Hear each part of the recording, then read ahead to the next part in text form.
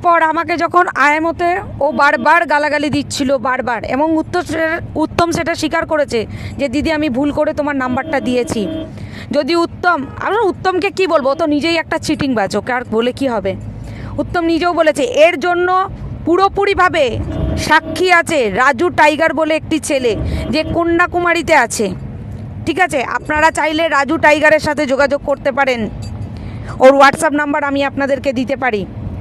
ঠিক আছে, গালাগালি দেওয়ার ফলে লাস্ট মোমেন্টে আমি এই ভয়েস মেল দুটো করে রেখেছি। হ্যাঁ, আমি অকথ্য ভাষায় লাস্টে যখন ও বলছে মাগি কথা বল, মাগি কথা বল, তখন আমি ওই ভাষায় গালাগালিগুলো দিয়েছি। আর শোন সুলতান, তোর মতো চিটিংবাজি করে খাই না বিরিয়ানি, না অনেক মেহনতের পয়সায় খেয়েছি, প্রত্যেকে পাই পাই করে পয়সা দিয়ে খেয়েছি। তোর মতো চিটিংবাজ করি না আমরা। তুই যেমন বউকে চুদিয়ে খাস, আমরা খাই না।